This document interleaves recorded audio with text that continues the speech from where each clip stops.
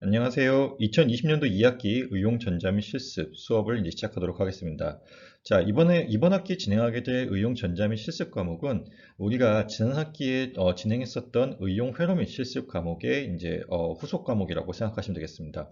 자, 우리가 이제 같은 교재를 사용할 거고요. 1학기 때 사용했던 것과 같은 교재를 사용할 거고, 우리가 1장부터 7장까지의 내용을 1학기 때 다루었다라고 하면, 이번 2학기에는 8장부터 14장까지의 내용을 다룰 예정입니다.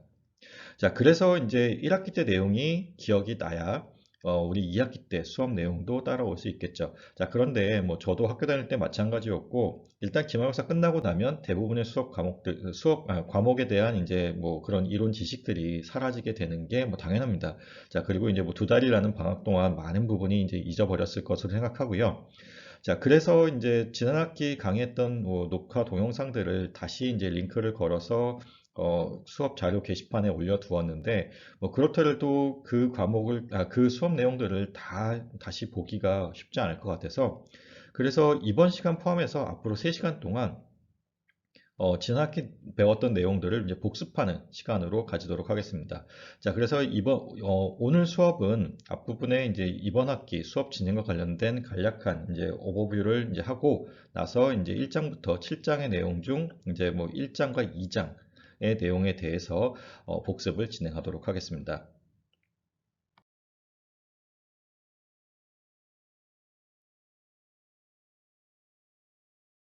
우리가 2장에서 다루었던 내용들은 회로 해석과 관련된 기본적인 법칙들을 주로 배웠었습니다. 그래서 그 첫 번째로 나왔던 것이 이제 키레이호프 법칙이라는 것인데요. 자, 키레이호프 법칙을 알기 전에 우리가 이제 몇 가지 기본 내용에 대해서 좀 정의를 하고 넘어가도록 하겠습니다. 뭐 서킷이라고 하는 이제 회로라고 하는 것은 우리가 앞에서 봤듯이 이제 전기적인 어떤 이제 소자들이 뭐 연결되어 있는 그런 네트워크를 우리가 얘기한다라고 했었고요. 자, 그러니까 그 전기적인 소자들이 연결되어 있을 때, 자, 마디와 룹이 형성되게 됩니다. 자, 마디라는 것은 말 그대로 이제 노드에 해당되는 것이고, 마디라는 것은 말 그대로 어떤 점에 해당하는 것이고요. 지금 여기 있는 이 회로를 봤을 때, 자, 여기 A, B, 그리고 여기 소자와 소자 사이에 존재하는 이것도 노드 혹은 마디가 되겠습니다. 자, 그리고 지금 보시면 A와 B가 서로 이제 다른 노드로 볼 수도 있는데, 어, 지금 이제 노드와 노드 사이에 소자가 전혀 없으면 하나의 노드로 합쳐서 볼 수 있습니다. 그래서 지금 이 위쪽에 보면 소자가 하나도 없죠. 그렇기 때문에 이 위쪽 노드를 하나의 노드로 볼 수 있고, 아래쪽도 마찬가지입니다. 아래쪽도 하나의 노드 혹은 하나의 마디로 볼 수 있다라는 것입니다. 자, 그래서 지금 이제 마디에 대해서 다시 정의를 하면, 자, 어떤 점이고요. 그 점이 두 개 혹은 그 이상의 이제 회로 소자들 간의 그 사이에 존재하는 어떤 마디 혹은 점을 얘기한다고 생각하시면 되겠습니다. 자, 룹 같은 경우는 이제 닫힌 회로를 얘기하게 되고요. 클로즈 패스를 얘기하게 되고, 지금 이 경우에 지금 이것도 하나의 뭐 룹이고, 여기도 하나의 룹이고, 여기도 하나의 룹입니다. 그리고 전체도 하나의 룹으로 볼 수 있습니다. 자, 그래서 여기 이 중요한 내용은 이겁니다. 자, 노드 1과 노드 3 같은 경우는 지금 이제 도선에 의해서 연결되어 있고 그 사이에 소자가 존재하지 않으니까 하나의 노드로 취급할 수 있다라는 것입니다. 자, 이상적인 도선은 우리가 저항이 없다라고 생각을 하고요. 그렇기 때문에 우리가 소자로 보지 않고 그냥 어떤 뭐 연결선은 선인데 저항이나 뭐 어떤 그런 다른 소자가 아닌 그냥 도선으로 이상적인 도선으로 이제 취급하겠습니다. 자, 그래서 이제 키르요프 법칙에는 이제 두 가지가 있습니다. 키르요프 커런트 법칙이 있고, 키르요프 볼테이지 법칙이 있는데, 뭐 줄여서 이제 KCL 혹은 이제 KVL이라고 얘기하게 됩니다. 자, KCL이라고 하는 것은, 자, 이 세 가지가 뭐 쓰여져 있는데, 이 세 개가 결국은 다 같은 내용이었죠. 자, 지금 이제 첫 번째 내용은 이겁니다. 어떤 노드를 봤을 때, 자, 여기 노드가 있고요. 그 특정 노드로 들어오는 전류의 합은 0이라는 것입니다. 자, 키르요프 전류 법칙이니까 전류와 관계된 것인데, 자, 노드가 있고 그 노드로 들어오는 전류의 합은 0이다라고 하는 것이 이제 키르요프 이제 첫 번째 법칙입니다. 자, 그래서 이것을 이제 수학적으로 표현하게 되면, 자, 들어오는 전류를 I인이라고 표현했을 때, 들어오는 전류의 합이, 자, 0이다라고 되는 것이고요. 자, 두 번째, 자, 그 노드에서 바깥쪽으로 나가는 전류의 합이 0이다 라고 볼 수 있습니다. 자, 이 경우도 마찬가지로 지금 수학적 기호로 표현하게 되면 이와 같이 표현이 가능하고요. 자, 그리고 이제 마지막은 이와 같습니다. 자, 들어오는 전류의 합과 나가는 전류의 합은 서로 같다라는 것입니다. 자, 들어오는 전류의 합과 나가는 전류의 합이 서로 같다라고 하는 것이 키르호프 법칙인데, 자, 우리가 뭐 구분을 지어서 세 가지로 나눴었지만 결국은 다 같은 얘기가 되겠습니다. 자, 그래서 예제로 나와 있는 이 회로를 보시면 지금 여기 가운데 쪽에 노드가 하나 있고요. 이 노드를 향해서 들어오는 전류가 I1, I2, I4가 지금 노드를 향해서 들어오고 있습니다. 그리고 I3가 나가는 전류가 되겠죠. 자, 그러면 첫 번째 경우를 가정하면 자, 들어오는 전류의 합이 0이 되어야 됩니다. 자, 이 얘기는 다시 말하면 자, 들어오는 전류 I1, I2, I4 같은 경우는 그대로 써주면 되겠죠. 자, 그러면 I3를 우리가 나가는 전류로 지금 표시가 되어 있는데 이것을 들어오는 전류로 표현하기 위해서는 어떻게 해야 될까요? 자, 앞에서 우리가 다뤘듯이 전류의 방향을 바꿔주면 됩니다. 다시 말하면 자, 전류의 방향을 바꿔주기 위해서는 부호를 뒤집어 주면 되겠죠. 자, 그래서 I1, I2, I4는 그대로 더해주고요. I3 같은 경우는 마이너스를 붙여서 더해주게 되면 자, 이것이 첫 번째 경우에 해당하는 경우입니다. 자, 들어오는 전류의 합이 0이다 라는 경우가 되겠고요. 자, 두 번째, 자, 나가는 전류의 합은 0으로 보는 표현을 하게 되면 자, 지금 I3는 나가는 전류니까 그대로 표현하면 되고요. I1, I2, I4 같은 경우는 들어오는 전류니까 이것을 나가는 전류로 바꿔주기 위해서 마이너스를 붙여주면 되죠. 그래서 마이너스 I1, 마이너스 I2, 마이너스 I4를 이용해서 우리가 덧셈식을 써주게 되면 이것이 두 번째에 해당하는 노드로부터 나가는 전류의 합은 0인 그런 키르호프 법칙이 되겠습니다. 자, 세 번째, 들어오는 전류의 합과 나가는 전류의 합이 0이다 라고 보게 되면 지금 보시면 들어오는 전류 I1, I2, I4를 더해주고요. 그리고 나가는 전류 I3를 등호의 반대편에 써줬습니다. 이렇게 되면 이것이 들어온 전류의 합과 나간 전류의 합이 같아지게 되는 것인데 지금 보시면 자, 여기 위쪽에 있는 이 식에서 자, 플러스로 표시된 얘네들을 그냥 두고 마이너스로 표시된 I3를 오른쪽으로 넘겨주게 되면 이 식과 같아지게 되죠. 자, 그리고 마찬가지입니다. 지금 마이너스 I1, 마이너스 I2, 마이너스 I4를 자, 등호의 오른쪽으로 넘겨주게 되면 지금 이 식과 동일하게 됩니다. 다시 말하면 여러분들이 이 세 개의 경우 중에 편하게 쓸 수 있는 하나를 잘 기억하셔서 그것을 이용하시면 된다는 겁니다. 자, 그것보다 더 중요한 건 뭐냐면 우리가 어떤 노드를 만났고 그 노드에 대해서 해석을 해야 되는 경우에 자, KCL이 생각나면 좋겠다라는 것입니다. 자, 교재에는 이제 실제 예제 하나를 갖고 왔고요. 자, 전류 I를 구하라고 하는 것이 이 예제의 이제 물음입니다. 자, 그래서 보시면 5A의 전류가 지금 들어가고 있죠. 자, 그리고 2A의 전류가 나가고 있고요. I라는 전류가 들어가고 있고 마이너스 3A라고 하는 전류가 나가고 있습니다. 자, 이거를 우리가 여기 써 있듯이 이제 들어오는 전류의 합과 나가는 전류의 합이 같다라는 것으로 표현해 보겠습니다. 그러면 자, 들어오는 전류는 5A와 지금 I라고 하는 전류가 있죠. 그래서 5 더하기 I로 표현할 수 있고요. 나가는 전류는 2A와 마이너스 3A가 있습니다. 그래서 2A와 마이너스 3A를 더해서 표현하게 되면 자, 이 두 개가 같아져야 되겠죠. 키르호프 커런트 법칙에 의해서 이 두 개가 같아져야 되고 자, 그것을 만족하는 I 값을 구하게 되면 자, 여기 있는 것처럼 마이너스 6A가 되게 됩니다. 자, 마이너스가 붙었기 때문에 실제로는 들어오는 전류가 아니라 6A만큼 밖으로 나가는 전류다라고 우리가 알 수 있겠죠. 다음은 KVL, 즉 이제 키르호프 볼테이지 법칙입니다. 자, 지금 보시면 이제 앞에서와 마찬가지로 이제 뭐 그 관계식이 정해지는데, 자, 키르호프 전류 법칙은 이제 들어오고 나가는 전류 간의 관계를 우리가 봤다라고 했을 때, 지금 키르호프 볼테이지 법칙은 자, 전압 강하와 전압 상승 간의 관계를 보는 것입니다. 자, 전압 강하라고 하는 것은 자, 지금 어떤 소자가 있고요. 어떤 소자가 있고 그 소자를 지나갔을 때 자, 지나기 전에는 5V였는데 지나고 났더니 1V가 되었다라고 하는 것은 자, 지금 이 소자가 4V만큼의 전압을 소모한 거죠. 그리고 다시 말하면, 자, 왼쪽에서 오른쪽으로 넘어가면서 4V만큼의 전압이 내려간 겁니다. 즉, 전압 강화가 이루어진 것이고요. 자, 전압 상승이라는 것은 이제, 한 가지 이제 빠졌는데, 자, 전압 강화는 주로 이제 수동 소자에서 이루어지게 됩니다. 자, 그리고 이제 전압 상승이라는 것은, 자, 지금 이제 어떤 회로가 있는데, 이 회로에서 왼쪽에서 오른쪽으로 이제 회로의 흐름이 있다고 했을 때, 자, 1V였던, 왼쪽에서 1V였던 전압이 오른쪽으로 갔을 때 5V가 된다고 하면, 자, 4V만큼의 전압 상승이 여기서 생기게 되는 겁니다. 자, 그러면 전압 상승이라고 하는 것은, 자, 생각을 해보면, 전압원, 혹은 뭐 전류원과 같은 이제 어떤 전원이 연결되어 있는 경우가 해당되게 되겠죠. 자, 그래서 전압 상승과 전압 강화는 말 그대로 어떤 소자를 지나갔을 때 전압이 떨어지면, 전압의 크기가 낮아지면 전압 강화, 그리고 자, 전압의 크기가 높아지게 되면 전압 상승이 되게 됩니다. 자, 그래서 KVL을 전압 상승과 전압 강화의 그런 둘 간의 관계로서 표현을 하게 되면, 자, 지금 첫 번째 경우는 이렇습니다. 자, 볼테이지 드랍이라고 하는 것이 전압 강화에 해당되는 것이고요. 자, 어떤 폐회로를 봤을 때, 자, 앞에서 봤을 때는 KCL 같은 경우는 어떤 노드를 봤을 때고요.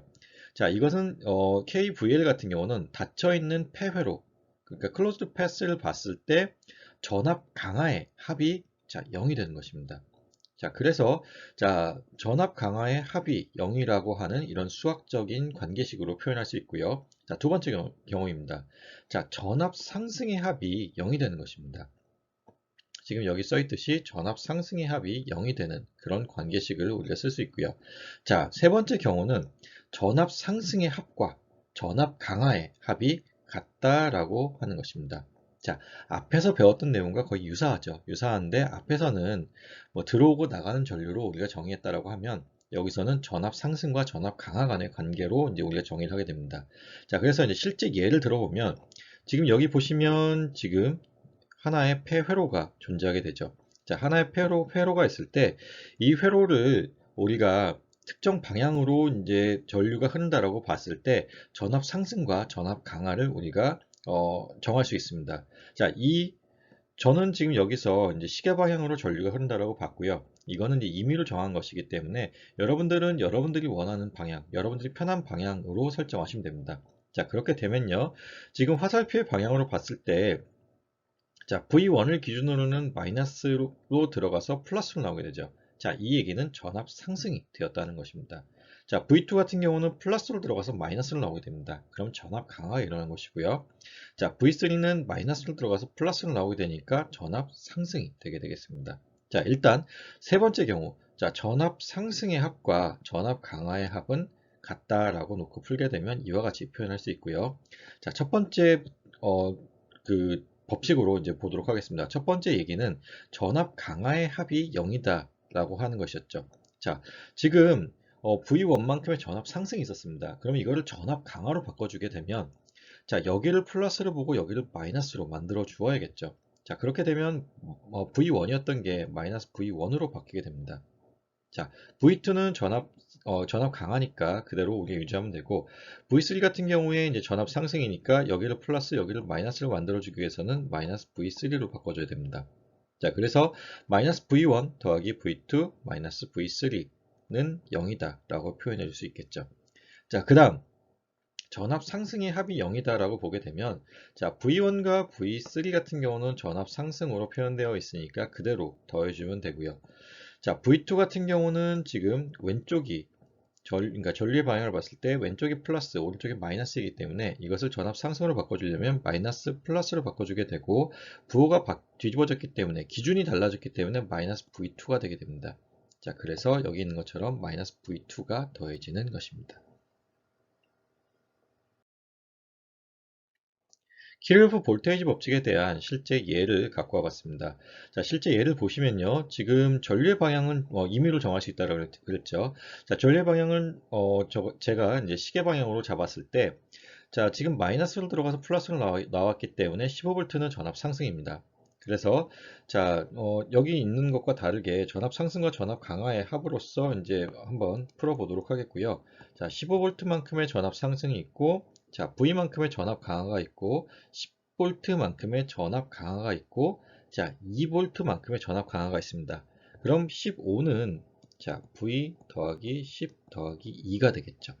자, 그렇기 때문에 지금 V 값이 3이라고 하는 것이 나오게 되고요. 자, 전압을 우리가 알려줄 때는 기준을 같이 알려줘야 됩니다. 자, 지금 보시면 V라고 하는 것이 오른쪽이 마이너스, 왼쪽이 플러스에 해당되는 것입니다.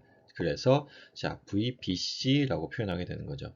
자, 앞에서도 우리가 다루었듯이 자, C라고 하는 자, 아래 첨자를 썼을 때 여기 뒤에 쓰여져 있는 부분이 기준점이 되는 것이고 기준점에서 바라봤을 때 상대적으로 높은 위치에 있는 B라는 점을 바라보았을 때 나타나는 전압의 크기가 3V만큼이다 라고 우리가 얘기할 수 있는 것입니다. KCL과 KVL에 이어서 이제 다음으로 중요한 법칙이 여기 나오는 이제 오음의 법칙입니다. 자, 오음의 법칙이라고 하는 것은 이제 전압과 전류 간의 관계식을 나타내는 법칙 중에 하나인데요. 자, 그 전압과 전류 간의 관계식을 나타내는 비례 상수로서 지금 저항이 존재하는 그런 식을 우리가 오음의 법칙이라고 하게 됩니다. 자, 그러면 이 저항에 대한 정의가 먼저 좀 이루어지면 좋겠는데, 자, 저항이라고 하는 것은 여기 써 있듯이 전류의 흐름을 방해하는 능력입니다. 자, 예를 들면 이제 고속도로가 있는 경우에는 자, 차가 없는 고속도로는 저항이 비교적 적은 길이라고 생각할 수 있고요. 비포장 도로이면서 차가 많은 그런 길은 저항이 많은 길이라고 할 수 있겠죠. 자, 이와 같이 전류의 흐름을, 자, 자동차를 전류에 비교했을 때, 자, 전류의 흐름을 방해하는 그런 능력을 우리가 저항이라고 얘기할 수 있습니다. 자, 그래서 자, 오음의 법칙이라고 하는 것은 여기 써 있듯이 이제 전압이 저항을 가로질러서 흐를 때, 전압을 가로질러서, 죄송합니다.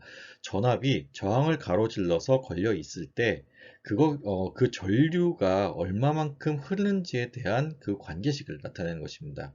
자, 그래서 여기 써 있듯이 저항으로 해서 전류와 전압 사이의 관계식을 나타내는 것이고, 그 관계식이 여기 써 있는 이것과 같습니다. 자, 전압 V는 전류 곱하기 저항으로 표시될 수 있고요. 자, 이것의 변형된 식으로서 전류 I는 R분의 V, 혹은 R은 I분의 V라고 하는, 자, 이 세 개의 식이 다 같은 식이죠. 자, 이와 같은 오음의 법칙이 생각보다 굉장히 많이 쓰였었습니다. 자, 그래서 이거 반드시 기억하고 있으면 좋겠고요. 자, 여기 보시면 이제 여기 예제가 하나 있습니다. 예제가 전류 I를 구하라는 것이고요. 저항 R 값이 3옴인 경우와 저항 R 값이 1kΩ인 경우입니다. 자, 그 경우에 자, 전압이 6V가 지금 이 저항에 걸려 있을 때 각각의 경우에서 전류가 얼마인지를 구하라고 하는 것이 지금 예제의 내용이고요. 자, 그래서 보시면 이제 전류 I 값을 구하기 위해서 우리가 오hm 법칙 중에 지금 이것을 이용하면 되겠죠. 자, 알고 있는 값이 저항 값을 알고 있고 전압 값을 알고 있기 때문에 전압과 저항의 값을 각각 대입을 해서 구하게 되면, 자, 지금 여기 있듯이 R분의 V, 그래서 이제 3분의 6, 그리고 이제 2A가 나오게 되고요. 저항 R 값이 3인 경우에는요. 자, 저항 R 값이 1kΩ인 경우에는 자, 이와 같이 6mA가 나온다라는 거 쉽게 구하실 수 있을 것 같습니다. 오메오 법칙과 관련해서 이제 한 가지 더 강조하고 싶은 것이 있습니다. 자, 우리가 앞에서 이제 수동보호 규정이라는 것을 배웠었죠. 자, 수동보호 규정과 관련해서는 자, 어떤 소자가 있고 그 소자의 전위가 이제 표현되어 있을 때, 자, 전류의 방향이 소자의 전위의 플러스 방향으로 들어가면 수동보호 규정을 만족하는 것이었습니다. 자, 그리고 이 경우가 소자가 에너지를 흡수 혹은 소모하는 경우에 해당되는 것이었죠. 자, 그래서 일반적으로 이제 수동소자 같은 경우는 수동보호 규정을 만족하게 되고요. 자, 이와 같이 지금 수동보호 규정을 만족하지 않는 경우에는, 자, 그것은 우리가, 자, 지금 여기 써 있는 것 같이 이와 같이 마이너스가 붙는 경우를 얘기하게 되고요. 이 경우는 에너지를 외부에 공급해 주는 경우에 해당한다라고 생각하시면 되겠습니다. 자, 그리고 이제 뭐 몇 가지 더 나오는 것이, 자, 순시 전력, 순간 전력이라는 것이 있습니다. 자, 순간 전력 P는 자, 전압 곱하기 전류로서 우리가 정의를 한다라고 했었고요. 자, 그리고 우리가 오hm 법칙을 대신 써서 V는 RI 혹은 V는 IR을 대신 대입하면은 자, I제곱 R이라고 하는 관계식이 나오고요. 자, I는 R분의 V를 대신 넣게 되면 R분의 V제곱이라고 우리가 순간 전력 P를 표현할 수 있습니다. 자, 그리고 또 한 가지 개념이, 자, 저항이라고 하는 것이 전류의 흐름을 방해하는 능력이고요. 그러면 전류의 흐름을 도와주는, 자, 전류가 얼마나 잘 흐르는지를 알려주는 것이 있으면 또 좋겠죠. 자, 그런 의미로서 컨덕턴스라는 것을 이제 도입하게 됩니다. 자, 컨덕턴스라는 것은 그래서 자, 저항의 역수로서 표현하게 되고요. 자, 전류를 전도할 수 있는 능력, 다시 말하면 전기가 얼마나 잘 통하는지를 나타내는 계수가 되겠습니다. 자, 컨덕턴스는 이제 G라고 표현하게 되고요. 자, R분의 1로서 이제 정의가 됩니다. 자, 그리고 이제 우리가 또 많이 나오는 개념 중에 하나가, 자, 단락회로와 그리고 이제 개방회로가 있습니다. 자, 단락회로는 지금 여기 있는 것처럼 저항이 0인 도선으로 연결되는 경우를 우리가 단락되었다라고 얘기를 하게 되고, 그렇기 때문에 그 저항이 0에 해당되는 것입니다. 자, 개방회로는 말 그대로 어떤 회로를 이어주는 도선이 끊어져 있는 경우입니다. 자, 공기는 전기가 흐르지 못하는 부도체입니다. 자, 부도체라고 하는 것은 저항이 무한대라고 볼 수도 있는 것입니다. 자, 그래서 이와 같이 자, 저항 R값이 무한대인 경우를 우리가 개방회로, 그리고 단락회로의 경우에는 저항 R값이 0인 경우로 보시면 되고요. 자, 지금 이제 저항 R값이 0인 그런 이상적인 도선으로 가정할 수 있는 경우가, 자, 직류 정상 상태에서 인덕터는 우리가 저항이 없는 이상적인 도선으로 대체할 수 있습니다. 자, 다시 말하면 단락회로로 대체할 수 있고요. 자, 직류 정상 상태에서 커패시터는 자, 개방회로로 우리가 대체할 수 있습니다. 자, 조건이 붙습니다. 직류 정상 상태여야 되고요. 자, 직류 정상 상태에서 자, 인덕터는 단락회로로, 커패시터는 개방회로로 우리가 대체해서 문제를 풀 수 있다라는 것입니다. 자, 우리가 지금 배우고 있는 내용은 이제 회로에 대한 해석을 하는 것이고요. 자, 회로의 해석을 잘 하기 위해서는 일단 첫 번째 중요한 것은 실수하지 않는 것입니다. 자, 실수하지 않기 위해서는 가장 중요한 것이 자, 회로를 간략화해야 됩니다. 자, 복잡한 회로를 우리가 해석하게 되면 실수할 수 있는 가능성이 높아지겠죠. 자, 그렇기 때문에 실수를 하지 않기 위해서는 자, 회로를 최대한 간략화하고 문제를 푸는 것이 중요합니다. 자, 그래서 자, 지난 학기에 이어서 이번 학기도 마찬가지로 우리가 계속 배우게 될 내용은 회로를 최대한 간략화하고 그리고 그 연산을 가급적이면 쉽게 하기 위한 그런 방법들을 배우게 될 겁니다. 자, 그래서 이제 회로의 간략화 그리고 이제 그 등가 회로를 이제 우리가 그리는 것에 대해서 구하는 것에 대해서 이제 배워볼 거고요. 자, 그래서 이제 회로의 간략화와 관련해서는 이와 같습니다. 회로의 일부분을 제거하고 그 자리에 단순한 회로를 그러니까 대신 넣어도 대체해도 회로의 다른 부분의 전류와 전압이 변하지 않는다면 그것을 우리가 등가 회로다라고 우리가 정의를 하게 됩니다. 자, 일부가 바뀌었지만 입출력 관계가 달라지지 않았다는 얘기입니다.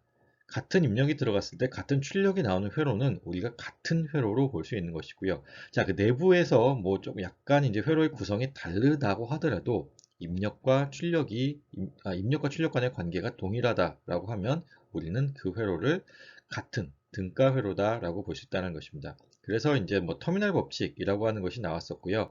자, 터미널 법칙이라고 하는 것이 이제 어떤 전압과 전류 간의 관계를 이와 같은 이제 함수식의 관계로서 표현하는 것인데, 자, 터미널 법칙이 우리가 같은 회로를 등가 회로다라고 본다라고 생각하시면 되겠습니다. 자, 터미널 법칙은 전류와 전압 간의 관계식을 나타내는 것이고요. 다시 말하면 전류와 전압 간의 관계식이 같은 회로는 등가 회로로 본다라는 것으로 생각하시면 되겠습니다. 다음으로 나오는 것이 이제 저항의 직렬 연결 회로입니다. 자, 직렬 연결과 이제 병렬 연결을 우리가 구분을 지을 수 있어야 되는데요. 자, 직렬 연결 같은 경우는 자, 그러니까 저항이 여러 개 있을 때 그 저항을 지나갈 수 있는 길이 자, 하나인 경우입니다. 자, 저항이 하나의 길로서 연결되어 있는 경우가 직렬 연결 회로이고요. 자, 병렬 연결 회로는 정의는 이렇습니다. 자, 마주보는 한 쌍의 노드가 있고요.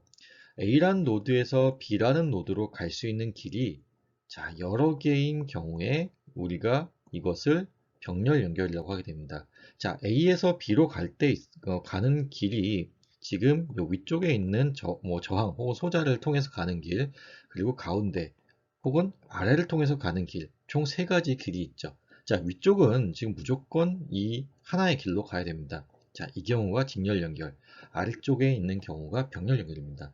자, 직렬 연결은 굉장히 잘 와닿을 것 같고요. 병렬 연결의 정의를 다시 한번 말씀드리면, 자, 마주보는 한 쌍의 노드가 있고요. 마주보는 한 쌍의 노드가 있고, 그 노드와 노드 사이를 연결하는 길이 여러 개 있는 경우를 우리가 병렬 연결이라고 하게 됩니다.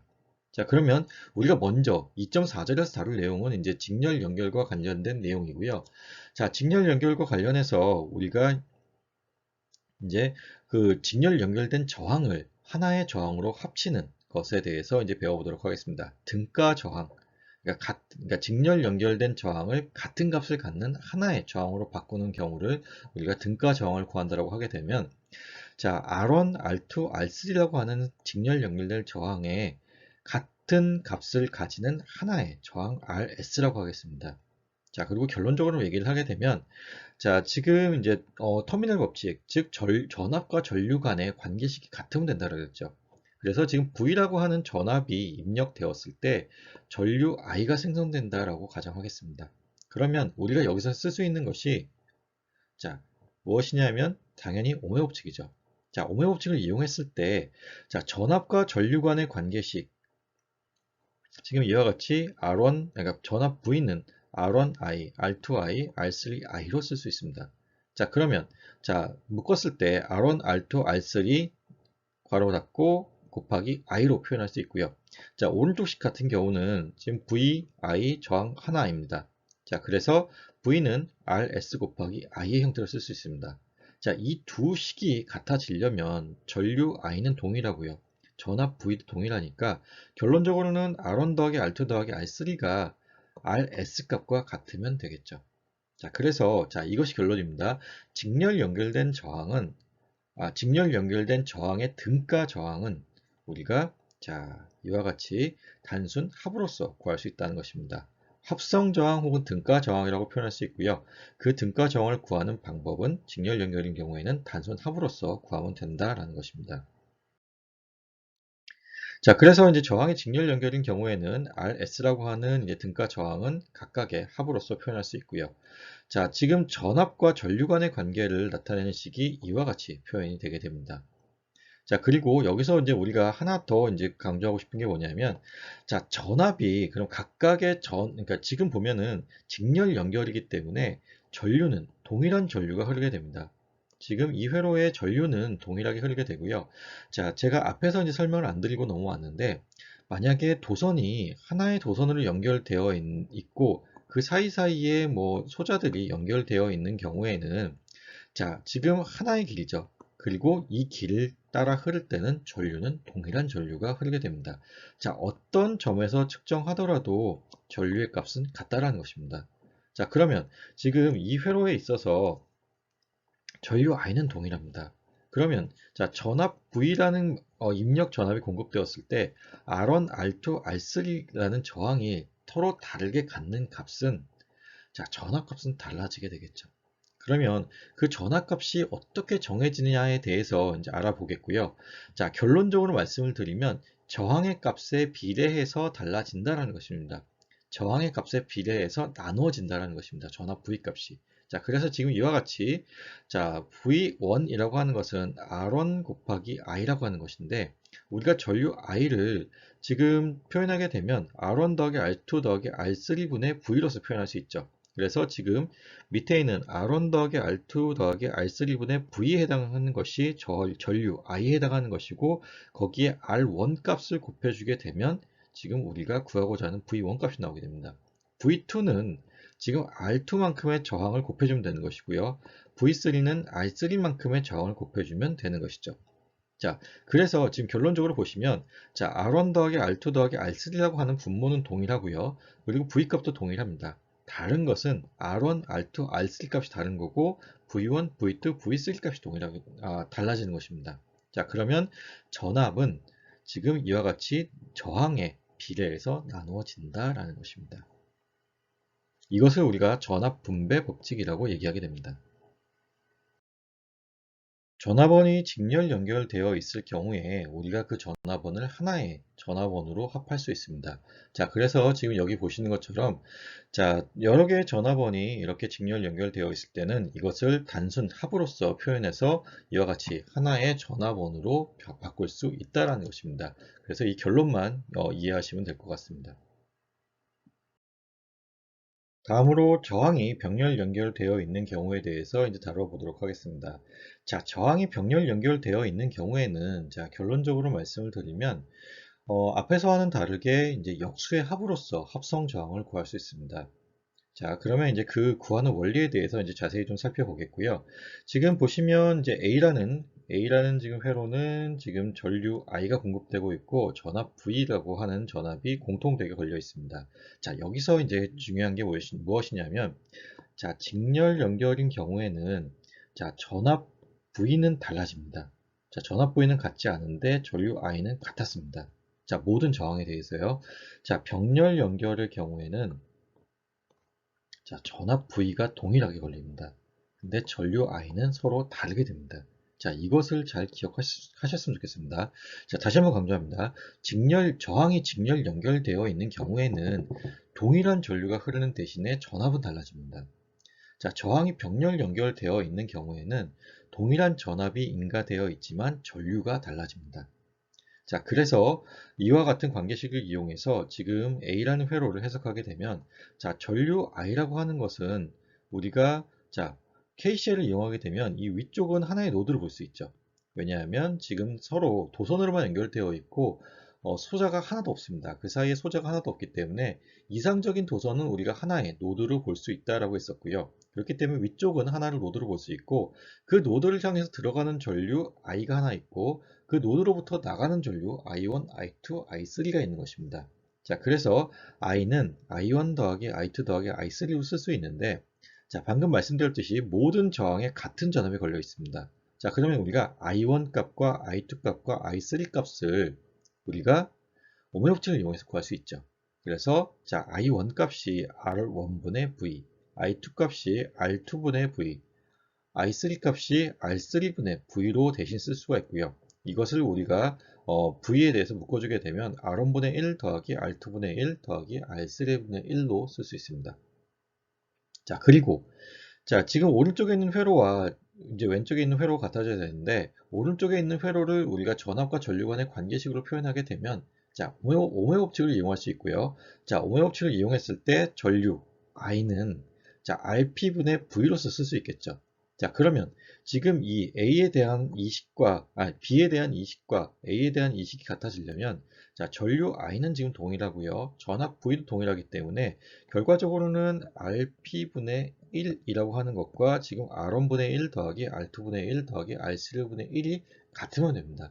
자, 그래서 지금 이와 같은 관계식이 성립하게 되고요. 다시 말하면 저항의 그러니까 병렬 연결 저항을 구할 때는 우리가 역수의 합으로서 구할 수 있다는 것입니다. 자, 이것이 이제 관계식이 될 거고 실제로 이제 두 개의 저항이 있는 경우 두 개의 저항이 병렬 연결되어 있는 경우에 대해서 이제 살펴보게 되면 자, 이와 같이 RP분의 1은 R1분의 1 더하기 R2분의 1로 쓸 수 있고요. 그래서 RP는 R1 더하기 R2분의 R1 곱하기 R2로 쓸 수 있다라는 것입니다. 저항이 직렬 연결되어 있는 경우에는 전류는 동일한데 전압이 달라진다 그랬었습니다. 자, 그래서 이제 전압 분배 법칙을 우리가 저항에 비례한다라고 해서 이제 풀었었고요. 자, 지금 이 경우에는 저항이 병렬 연결되어 있는 경우에는 전압은 같습니다. 자, 저항이 병렬 연결되어 있는 경우에는 각각의 저항에 걸려 있는 전압은 같은데 전류의 값은 달라지게 되죠. 자, 그러면 그 달라지는 전류의 값을 우리가 저항값과 연관을 지어서 구할 수 있습니다. 자, 그것을 우리가 전류 분배 법칙이라고 얘기를 하게 되고요. 자, 지금 이와 같이 전압 V는 I 곱하기 RP분의 1로 대신 쓸 수 있고, 이것을 우리가 R1과 R2 값으로 나눠서 쓰게 되면, 자, 이와 같이 쓰여지게 됩니다. 자, 그리고 결론적으로는, 자, 지금 이와 같이 자, 저항의 역수분의 1의 값이 우리가 이제 컨덕턴스라고 유도를 했었죠. 자, 컨덕턴스에 비례해서 전류가 나누어진다라고 생각하시면 되겠습니다. 자, 전류 분배 법칙이라고 하는 것이 있고요. 전류 분배 법칙은 저항의 역수에 해당하는 컨덕턴스에 비례해서 전류가 나누어지는 것을 얘기하게 됩니다. 자, 그러면 이제 예가 하나 주어져 있고요. 자, 이 예제에서 이제 구하고자 하는 것은 합성 저항, 등가 저항 REQ를 구하는 것입니다. 자, 우리가 REQ를 구할 때, 합성 저항을 구할 때 먼저 정해야 되는 것이 무엇이냐면요.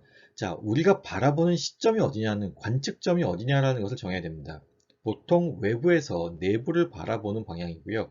자, 이 경우에 지금 터미널이 이쪽에 열려 있고, 자, 여기가 외부가 되고 여기가 내부가 되겠죠. 그래서 외부에서 내부를 바라보는 방향으로 합성정을 구하는 것이고요. 자, 그 다음에 정해야 되는 것, 그러니까 그 다음에 따라야 되는 법칙이 무엇이냐 하면, 규칙이 무엇이냐 하면, 자, 관측점으로부터 먼 쪽에 위치한 저항부터 차례차례 줄여나가면 됩니다. 자, 지금 이 경우에는 저항이 병렬 연결과 직렬 연결이 서로 혼합되어 있는 경우입니다. 자, 그래서 지금 이제 관측점으로부터 가장 먼 저항을 보게 되면 일단 10옴의 저항이 가장 멀리 있고요. 그 주변 저항을 살펴보게 되면 8옴과 6옴이 서로 10옴의 저항과 직렬 연결되어 있습니다. 자, 세 개의 저항이 직렬 연결되어 있고 그렇다라고 하면 지금 8옴, 6옴, 10옴이 서로 그냥 단순 합으로서 합쳐질 수 있죠. 자, 그래서 이 세 개를 단순 합으로서 합치게 되면 24옴이 나오게 되고요. 자, 24옴과 지금 여기 있는 12옴은 서로 병렬 연결이 되어 있는 형태입니다. 자, 병렬 연결 저항과 같은 경우에는 역수의 합으로서 구할 수 있다라고 했고요. 자, 그 관계식을 이용해서 구하게 되면 8옴이 나오게 됩니다. 자, 8옴과 지금 4옴은 서로 직렬 연결입니다. 그래서 12옴이 되게 되고요. 자, 12옴과 6옴이 서로 병렬 연결이니까 이것을 계산하면 자, 4옴이 되게 되고요. 그리고 4옴, 4옴, 3옴이 서로 직렬 연결이죠. 그렇기 때문에 총 11옴이라는 값이 나오게 된다는 것입니다.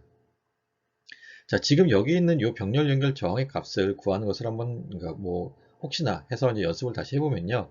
자, REQ라고 하는, 지금 여기 REQ가 쓰여져 있으니까, 뭐, R1이라고 하겠습니다. R1분의 1이라고 하는 것이 지금 요 두 개의 합성 저항, 요 두 개의 저항의, 등가 저항이라고 한다라고 하면, 지금 6분의 1 더하기 12분의 1로서 계산하면 됩니다. 자, 그러면 지금 12로 분모를 통일했을 때 지금 2 더하기 1이 되고요. 그래서 12분의 3의 값, 다시 말하면 4분의 1의 값이 되겠죠. 그래서 R1 값은 지금 R1분의 1이 4분의 1이니까 R1 값은 4옴의 값을 갖게 됩니다. 그래서 여기 이제 4옴이라는 값이 나왔고 이렇게 차례차례 계산을 하시되 자, 중요한 건 이렇습니다. 자, 관측점을 먼저 정해야 되고요. 그 관측점으로부터 먼 쪽에 있는 저항부터 차례대로 줄여 나가주면 된다는 것입니다. 회로의 간략화와 관련해서 이제 항상 빠지지 않고 나오는 내용 중에 하나가 여기서 설명하게 될 이제 태분행 노튼 정리입니다. 자, 태분행 정리와 노튼 정리는 사실 좀 어려운데 그래도 많이 쓰이기 때문에 여러분들이 연습을 많이 해서 익숙해지는 방법밖에 없을 것 같습니다. 자, 그래서 이제 뭐 여기서 이제 태블행 노튼 정리가 의미하는 바를 이제 살펴보면요. 자, 여기 이제 주어진 회로가 있습니다. 주어진 회로가 있는데 지금 왼쪽에 어떤 이제 선형 회로가 주어져 있고요. 오른쪽에 이제 로드라고 하는 부하 저항 부분이 있습니다. 자, 지금 이 회로를 우리가 간략화 시켜야 되는데 그 목적은 이렇습니다. 자, 회로의 다른 요소들이 고정되어 있습니다. 자, 왼쪽에 있는 이 회로는 고정되어 있는 회로라고 볼 수가 있고요. 자, 그 동안에 회로의 일부 요소, 지금 여기 로드에 해당되는 부분인데, 여기 이제 부하라고 쓰여져 있는 부분이 로드에 해당되는 부분이고요. 자, 이 로드에 해당되는 부분이 변하는 경우가 발생할 수 있습니다. 자, 그럴 때, 자, 여기 로드에 해당되는 가변 요소가 변할 때마다 전체 회로를 다시 해석을 해야 되는데, 자, 이 왼쪽에는 이 회로가 복잡한 회로일 경우에 그 해석을 매번 다시 하기가 불편한 거죠. 자, 그래서 이제 생각해낸 것이 이 고정되어 있는 왼쪽의 회로를 최대한 간략화시키게 되면 자, 어차피 지금 여기 부하 저항에 해당되는 부분이 바뀌게 되면 회로 해석은 다시 해야 되는 것은 어쩔 수 없습니다. 그렇지만 이 왼쪽에 있는 회로가 비교적 간단하다고 하면 그 계산 자체가 좀 쉬워질 수는 있겠죠. 자, 그런 의미로서 이 왼쪽에 있는 회로를 간략화시키겠다라고 하는 것이 지금 태분행 정리의 혹은 노튼 정리의 목적입니다. 자, 그래서 자, 내용을 보시게 되면요. 두 개의 단자를 가진 선형 회로는 자, 전화번 VTH와 저항 RTH가 서로 직렬로 연결된 등가 회로로 대체될 수 있다는 것입니다. 자, 지금 여기 네모 박스에 있는 이 선형 회로가 어떤 복잡한 회로이든 간에 상관없이 그 회로가 하나의 전압원과 하나의 저항으로 간략화시킬 수 있다는 것이죠. 그리고 이 경우에 전압원과 저항이 서로 직렬 연결되어 있어야 됩니다.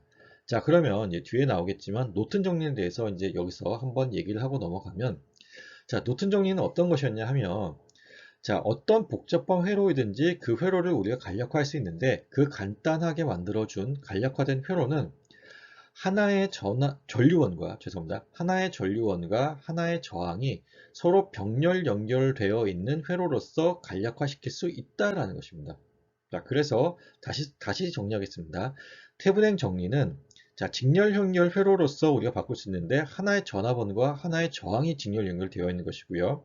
노튼 정리는 병렬 연결 회로로서 우리가 대체할 수 있는데 하나의 전류원과 하나의 저항이 존재하는 회로로 바꿔줄 수 있다는 것입니다. 자, 그래서 자, 지금 그러면 우리가 이와 같은 회로를 구할 수 있어야겠죠. 자, 그리고 이제 그 구하는 방법에 대해서 우리가 연습을 하게 되겠습니다. 그래서 이제 그 구하는 방법이 여기 나와 있는데요. 자, VTH라고 하는 이제 태분행 등가 전압 같은 경우에는, 자, 개방회로 전압을 우리가 구하면 되고, RTH라고 하는 우리가 태분행 등가 저항과 같은 경우에는 독립 전원을 제거하고 난 후에 등가 저항을 구하면 된다라는 것입니다. 자, 여기서 중요한 게 이겁니다. 독립 전원을 제거해야 되는데, 바꿔서 얘기하면 독립 전원만 제거해야 됩니다. 자, 뒤에서 우리가 3장에서 배우게 될 종속 전원이 있는 경우에는 그 종속 전원은 제거하면 안 되고요. 독립 전원만 제거해 줘야 됩니다. 자, 그래서 지금 이와 같이 VOC라고 하는 개방회로의 전압을 구하게 되면 그것이 VTH 값과 같아지게 되고요. 지금 여기 있는 것처럼 독립 전원을 제거한 후에 등가 저항을 구하게 되면 그것이 여기 있는 것과 같은 이제 RTH 값과 같아진다라는 것입니다. 자, 그래서 노튼 정리는 방금 전에 말씀드렸듯이 이 복잡한 회로를 하나의 전류원과 그것의 병렬 연결된 저항으로서 이제 바꿀 수 있다라는 것이고요. 자, 여기서 IN이라고 하는 전류원 값은, 자, 단락회로 전류를 구하면 되고요. 자, RN이라는 것은 독립전원을 제거하고 난 후에 등가 저항을 구하면 되는데, 자, 지금 RN이라는 값과 TH라는 값이 같게 되는 경우가 우리가 태분행 노튼 등가 법칙이라고 얘기를 하게 됩니다. 자, 이것과 관련해서는 뒤에서 다시 이제 설명을 하도록 하겠습니다. 우리가 태분행 노튼 회로를 구하는 방법에 대해서 이제 좀 더 자세히 알아보도록 하겠습니다. 자, RTH라고 하는 이제 태분행 저항 값을 구하는 방법에 대해서 이제 우리가 알아볼 거고요. 자, 앞에서 우리가 다루었던 내용은 종속 전원이 없는 경우입니다. 자, 독립 전원만 있는 경우에 해당하는 것인데, 지금 종속 전원이 없는 경우, 즉 독립 전원만 있는 경우에는, 자, 독립 전원을 모두 끈 후에 지금 A와 B 사이에 등가 저항을 구하면 되는데, 자, 종속 전원이 있는 경우에 해당하는 것입니다. 이 경우가 좀 어려운 경우이고요. 종속 전원이 있는 경우에는 지금 이어가지고 갈 수 있습니다. 자, 모든 독립 전원을 끈 후에 단자 AB에 전압원 V0를 적용해서 그 결과 I0를 구한다라는 것인데요. 자, 여기서 이제 강조하고 싶은 것이 이것입니다. 자, 일단 모든 독립 전원을 꺼야 됩니다. 자, 종속 전원이 있는 경우에 우리가 해당하는 것인데, 종속 전원은 그대로 남겨두고요. 모든 독립 전원을 일단 끈 후에, 자, AB 사이에 우리가 테스트 전압원 혹은 테스트 전류원을 걸어주는 것입니다. V0라고 하는 테스트 전압원을 시험 전압원을 인가시킨 거고요. 그 전압을 인가했을 때 나오는 전류값을 우리가 측정하게 되면 그 둘 사이의 오hm 법칙을 이용해서 우리가 저항값을 구할 수 있는 거죠. 자, 그래서 지금 여기 보시면, 자, 모든 독립 전압원의 값을 혹은 모든 독립 전원의 값을 0으로 만든 후에, 자, V0만큼의 시험 전압원을 걸어줬을 때 이 회로를 가로질러서 흐르는 전류의 값을 우리가 측정할 수 있다고 하면, RTH라는 값은 이 내부에 존재하는 저항의 값 RTH는 I0분의 V0로서 구할 수 있다는 것입니다. 자, 중요한 건 이겁니다. 자, 종속 전원이 있는 경우에는 모든 독립 전압원을 일단 꺼야 됩니다. 이 경우도 모든 독립전화번호를 다 없애야 되는 것이고요. 자, 없앤 후에 우리가 해줘야 될 것이, 자, 전화번 혹은 전류원을 이제 시험 전류원, 시험 전화번의 형태로 흘려주고, 그 결과로 나오게 되는 전류값 혹은 전압값을 측정하면 우리가 RTH라고 하는 등가 저항을 구할 수 있다는 것입니다. 자, 근데 여기서 이제 궁금한 것이 하나 있죠. 자, 독립전원을 꺼야 되는데요. 독립전원을 어떻게 끄냐에 대한 것이 좀 궁금하면 좋겠습니다. 자, 우리가 1학기 때 배웠던 내용을 복습을 해보면, 자, 독립전화번을 끄는 방법은 이제 두 가지가 있습니다. 자, 전화번인 경우와 전류원인 경우가 달라지게 되는데, 자, 전화번인 경우에는 우리가, 자, 전화번을 없애주게 되면 회로에 어떤 변화가 있을까요? 자, 전화번이 없다라고 하는 것은 전 위차가 없어지는 것이겠죠. 그리고 전 위차가 없어진다는 것은 그 회로를, 자, 단락시키면 됩니다. 자, 전화번을 없애는 방법은 단락시키는 방법이고요. 자, 전류원을 없애는 방법은, 자, 그 회로에 전류가 흐르지 않게 만들기 위해서는 길을 끊어버려야겠죠. 자, 도선을 끊어버리면 됩니다. 그래서 이 경우는, 자, 개방 회로로 만들어주면 됩니다. 자, 오픈 혹은 이제 개방시키면 된다라고 생각하시면 되겠습니다.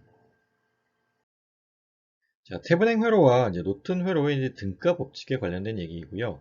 자, 우리가 VT라고 하는 것이 이제 태블행 등가 전압값, 그리고 RT라고 하는 것이 태블행 등가 저항, 그리고 IN이라고 하는 것이 노튼 등가 전류, 그리고 RN이라고 하는 것이 노튼 등가 저항이라고 하겠습니다. 그 회로를 그려놓은 것이 A, 그리고 B에 표시가 되어 있고요. 이 두 개의 회로가 같으려면 지금 아까 우리가 얘기했었던 단자 법칙을 만족시키면 되겠죠. 전압과 전류 사이의 관계식이 동일하면 됩니다. 다시 말하면, 자, 이 회로에 지금 양단에 걸려있는 전압값과 회로를 흐르는 전류의 값과, 그리고 여기 이 회로에 양단에 걸려있는 전압값과 회로를 흐르는 전류의 값이 같으면 된다는 것입니다. 자, 그래서 그 관계식을 구해보면, 자, 지금 여기 보시는 것처럼 이 회로를 우리가 폐회로로 가정하고 구하게 되면, 자, 지금, 자, 전류를 이 방향으로 흐른다라고 지금 보고 있죠. 전류 I가 이 방향으로 흐른다라고 봤을 때, 자, 플러스로 들어가 있기 때문에 우리가 지금 전압 상승, 전압 강화 중에 이 경우는 전압 강화에 해당되는 부분이죠. 자, 그리고 여기는 마이너스로 들어가기 때문에 전압 상승입니다. 자, 플러스로 들어가기 때문에 RT에 걸리는 전압은 전압 강화가 되겠죠. 자, 전압 상승과 전압 강화의 합은 0이다라고 하는 우리가 KVL을 쓰게 될 거고요. 자, 전압 상승의 합이, 자, V와 지금 여기에 걸려있는 이 저항에 걸려있는 전압인데, 그 전압이, 자, 오메 법칙을 이용해서 RT 곱하기 I가 되겠죠. 그래서 지금 V 더하기 RT 곱하기 I가 더해지게 되고요. 자, VT라고 하는 것이 전압 상승되었기 때문에 지금 등호의 오른편에 쓰여졌습니다. 자, 이것을 우리가 표현하게 되면 V는 마이너스 RT 곱하기 I 더하기 VT로서 표현할 수 있고요. 자, 이 오른쪽에 있는 이 B의 회로에 대해서 우리가 또 분석을 해보도록 하겠습니다. 지금 보면, 자, 전류 IN이라고 하는 것이 이 위쪽의 노드로 지금 들어가고 있고요. 자, I라고 하는 전류가 지금 노드에서 바깥쪽으로 나가고 있고, 지금 위쪽에서 아래쪽으로 내려가는 전류가 하나 더 있습니다. 자, 그리고 양단에 걸려있는 전압이 있고요. 그러면 지금 이 전류, 내려가는 전류의 값은, 자, 이 RN이라고 하는 저항의 양단에 걸려있는 전압이 V이기 때문에 RN분의 V로 정의할 수 있죠. 그래서 IN이라고 하는 값은 지금, 자, 들어가는 전류의 합이 되는 것이고요. 나오는 전류의 합은 I 더하기 Rn분의 V가 되겠습니다. 자, 그리고 이것을 우리가 V에 대해서 정리를 하게 되면 이와 같이 정리가 되게 되고요. 자, 이 두 식이 같아지게 만들려면, 자, 전류 I는 동일하니까 우리가 신경 안 써도 되고요. V 값도 동일하니까 신경 안 써도 되고, 자, 결국은 RT 값과 RN 값이 같고, 그리고 VT 값과 RN 곱하기 IN 값이 같으면 A와 B의 회로는 등가 회로가 되겠죠. 자, 그러면 태블행 노튼 등가 법칙이라고 하는 것은 그 태블행 회로와 노튼 회로가 등가 회로가 되는 경우를 얘기하는 것이고요. 그 경우가 어떤 경우에 해당하냐 하면 지금 이와 같은 조건을 만족하는 경우에 해당하게 됩니다. 그래서 둘 사이의 저항의 값이 같고, 자, VT 값이 Rn 곱하기 IN 값과 같으면 우리가 태블행 노튼 등가 법칙이 성립한다 라고 얘기하게 됩니다. 태블행 노튼 등가 법칙을 다시 한번 정리를 하면요. 이와 같습니다. 자, 태블행 노튼 정리 같은 경우에는 자, 이와 같은 RT와 RN 값이 같고 VT가 RN 곱하기 IN 값과 같으면 자, 둘 간의 등가 회로, 등가 법칙이 성립한다라는 것이 태블행 노튼 등가 법칙이고요. 자, 태블행 정리라고 하는 것은 두 개의 단자를 가진 선형 회로는 전압원 VT와 저항 RT가 서로 직렬로 연결된 등가 회로로 대체될 수 있다라는 것이고요. 자, 노튼 정리라고 하는 것은 두 개의 단자가 있는 선형 회로는 전류원 IN과 저항 RN이 서로 병렬 연결되어 있는 등가 회로로 대체될 수 있다라는 내용입니다. 자, 그러면 이제 태블행 회로와 노튼 회로를 구하는 것에 대해서 이제 실제 예를 가지고 연습을 좀 해보도록 하겠습니다. 자, 마지막으로 이제 태블행 노튼 정리에 대한 예를 같이 한번 풀어보고 이제 이번 시간 마치는 것으로 하겠습니다. 자, 처음 나온 것은 이제 태블행 정리를 이용한 실제 예제를 한번 같이 풀어보는 것이고요. 자, 이제 뭐 계속해서 반복해서 이제 말씀드리는 이유는 그만큼 중요하기 때문입니다.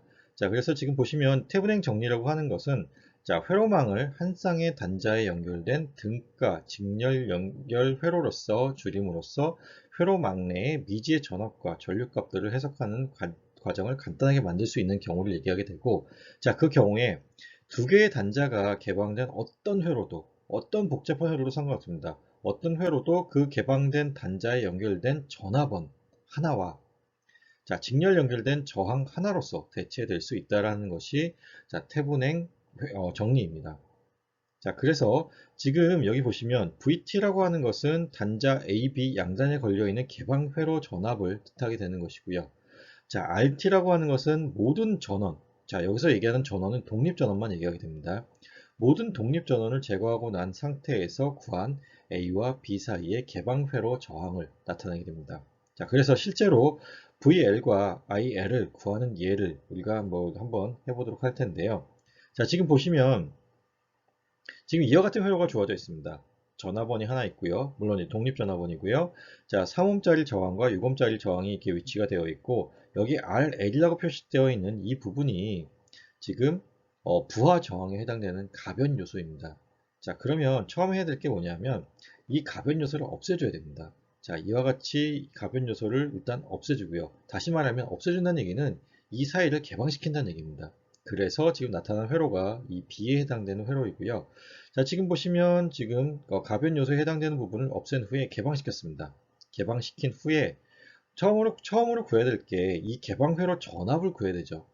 자, 개방회로 전압을 구할 건데요. 개방회로 전압을 어떻게 구할 거냐에 대해서 보면 자, 3.6V의 전압원이 지금 주어져 있고 자, A와 B 사이에는 지금 끊어져 있습니다. 끊어져 있기 때문에 전류가 지금 이렇게 흐를 때 여기에 와서 이쪽으로는 전류가 흐르지 않겠죠. 왜냐하면 길 끊어져 있기 때문에 전류가 흐를 수가 없습니다.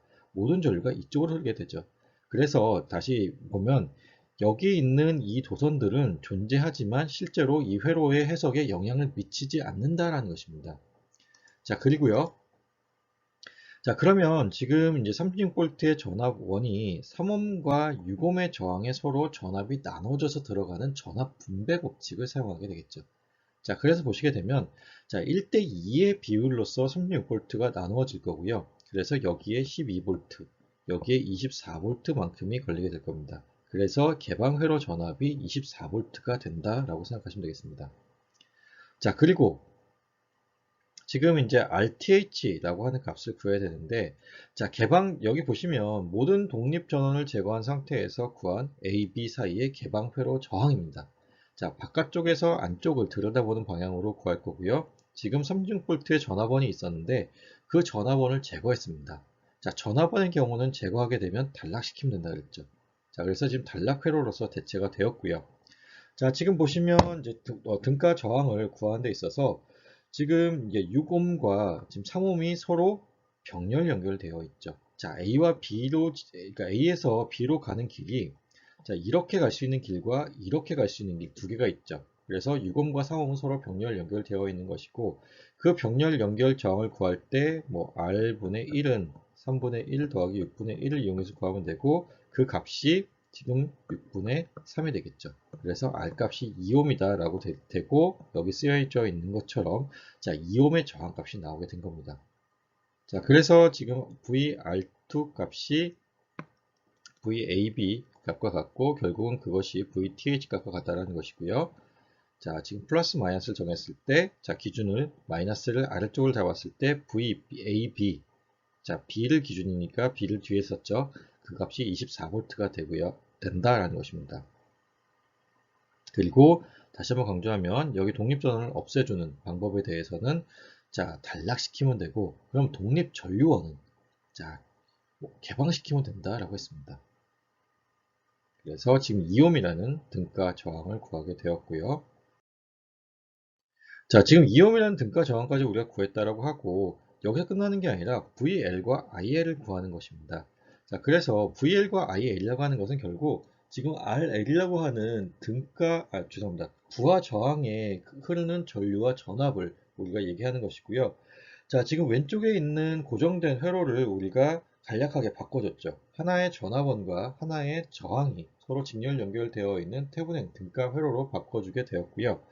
자, 그래서 24V의 전압원과 2옴의 저항이 서로 직렬 연결되어 있고 우리가 아까 없애줬었던 부하 저항을 다시 원위치를 시켜줘야겠죠. 그래서 지금 부하 저항을 이와 같이 옮겨준 후에 자, 여기에 흐르게 되는 전류값과 저항값을 구하게 되면 자, 지금 보시면 24V의 전압이 자, 2옴과 여기 있는 2옴에 서로 나눠져서 들어가는 직렬 연결 회로의 전압 분배 법칙을 사용하게 될 수 있습니다. 자, 그래서 자, 12V, 12V 값을 갖게 되고요. 그러면 자, VL 값이 12V고 전류 값은 지금 6A에 해당된다라고 구하시면 될 것 같습니다. 마지막으로 노튼 정리 같은 경우에는 회로막을 우리가 간략화시킬 수 있는데 자, 전류원 하나인 간단한 병렬 연결 회로로 우리가 간략화시킬 수 있다는 것이 자, 노튼 정리입니다. 자, 그래서 노튼 정리와 같은 경우에는 자, 단자가 두 개인 어떤 복잡한 회로도 하나의 전류원과 하나의 저항이 서로 병렬 연결되어 있는 회로로 줄일 수 있다라고 하는 것입니다. 자, 그래서 이제 그 방법을 우리가 같이 실제 예를 통해서 보게 되면요. 방금 전에 봤었던 회로와 같은 회로입니다. 근데 방금 전에는 우리가 태분행 회로로 고쳤었는데 여기서는 우리가 노튼 회로로 고쳐보도록 하겠습니다. 자, 지금 보시면 자, 부하 저항이 여기 존재하게 되죠. 그럼 처음 해야 되는 것이 자, 부하 저항을 우리가 없애줘도 되고요. 없애주지 않아도 상관없습니다. 자, 이 경우는 우리가 일단 구해야 되는 게 단락회로 전류를 구해야 된다라고 했었습니다. 자, 그리고 A와 B 사이를 단락시켜야 되는데 A와 B 사이를 단락시키게 되면 자, 이와 같이 단락시키게 되면 지금 보시는 것처럼 자, A에서 B로 갈 수 있는 방법이 지금 요 단락시킨 요 도선을 통해서 가는 방법이 하나 있고 이 저항을 통해서 가는 방법이 하나 있습니다.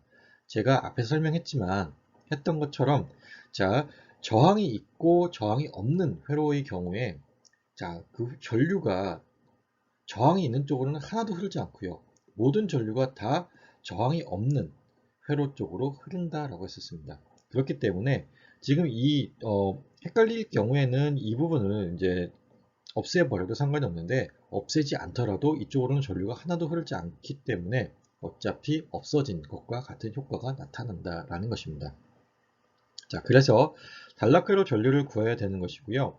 자, 지금 보시면 지금 자, 3옴과 6옴 저항이 있는데 지금 여기 다시 설명하겠습니다. R2와 RL 그리고 여기 지금 이 도선이 서로 다 병렬 연결입니다. 자, 그러면 자, 이거를 하나의 노드로 볼 수 있는 것이고요. 전류가 여기까지 도달해서 이쪽으로 갈 수 있는 경우가 있는데 자, 저항이 존재하고 저항이 존재하고 저항이 존재하지 않습니다. 그러면 자, 얘만 무시되는 게 아니라 얘도 같이 무시된다는 것입니다. 자, R3를 거친 후에 모든 전류가 다 이 단락회로 쪽으로 흐른다는 얘기죠. 그래서 지금 여기 보는 것처럼 자, R2와 RL이 생략된 회로로 우리가 간략화시킬 수 있고요. 그래서 지금 36V짜리 전압원과 3옴 저항만 존재하는 회로로 대체될 수 있습니다. 그래서 자, 단락회로 전류 자, 이 부분을 흐르는 전류를 구하게 되면 자, 오므의 법칙을 이용하게 되면 12A가 나오게 되겠죠. 그래서 자, 이와 같은 원리에 의해서 12A가 나온다는 것이고, 자, 그러면 이 IN이라고 하는 값이 결국은, 그러니까 12A라고 하는 이 값이 노튼 등가 전류원 값입니다. 자, 그러면, 자, 우리가 노튼 등가 저항을 구해야겠죠. 자, 노튼 등가 저항은 태분행 등가 저항과 마찬가지로 모든 독립전원을 제거한 후에 구하게 되는 등가 저항 값을 구하면 되는 것입니다. 그래서 지금 보시면, 자, 여기에 존재하던 이 독립전원이 없어졌습니다. 그래서 도선으로 대체가 되었고요. 자, 3옴 저항과 지금 6옴 저항이 위치하게 되었고요. 자, 여기는 지금 개방되었습니다. 자, 이 경우에는 이 부하 저항 부분을 개방시켜야 되는 것입니다. 자, 그래서 지금 보시게 되면요. 자, 지금 3옴 저항과 6옴 저항이 서로 병렬 연결되어 있죠. 이것은 지금 앞에서 우리가 봤었던 태분행 회로의 경우와 같습니다. 그래서 2옴의 등가 저항값이 나오게 되고요. 자, 이옴의 등가 저항값이 구해졌으니까 우리가 노튼 등가 회로를 구할 수 있죠. 자, 12A짜리 전류원과 2옴짜리 저항이 서로 병렬 연결되어 있는 회로를 우리가 구할 수 있고, 자, 회로의 전체적인 해석을 위해서 앞에서 우리가 생략했었던 이 부하 저항을 다시 연결시켜 줍니다. 자, 그렇게 되면 자, 12A의 전류원이 전류를 공급하고 있고, 그 전류가 자, 이옴과 이옴에 서로 나눠져서 들어가게 되는데, 역수의 비례해서, 자, 저항의 역수의 비례해서 혹은 컨덕턴스의 비례해서 나눠진다라고 했습니다. 그래서 1대1의 비로 나눠지게 될 거고, 6A, 6A로 나눠지게 되고요. 그리고 자, 보시면 여기에 걸려 있는 전압은 12V가 되겠죠. 자, 옴의 법칙을 이용하면 되는 겁니다. 자, 6A의 전류를 2옴의 저항에 흘리게 되면 그 양단에 걸려있는 전압은 자, 12V가 되게 되는데, 기준을 B로 잡았을 때 자, VAB는 12V다 라고 써주시면 답이 되겠습니다. 자, 오늘 했던 내용들이 이번 학기에도 여러분들이 회로를 해석하는데 쓰이게 될 가장 기본적인 회로 해석 법칙 중에 몇 가지를 배웠습니다. 자, 다시 한번 얘기를 하면, 자, 처음에 나왔던 것이 이제 KCL과 KVL이 나왔었고요. 그리고 자, 오hm 법칙이 나왔었습니다. 그리고 그 다음에 나왔던 게 저항의 직렬 연결과 병렬 연결과 관련된 내용을 우리가 다루었고요. 그리고 마지막 장에서 우리가 태분행, 노튼 정리를 다루었습니다. 자, 이 내용이 무척 중요하니까요. 복습을 통해서 반드시 숙제를 하고 2학기 내용을 공부했으면 좋겠습니다. 자, 그럼 오늘 수업은 여기까지 하고 다음 시간에 이어서 3장부터 하도록 하겠습니다. 자, 감사합니다.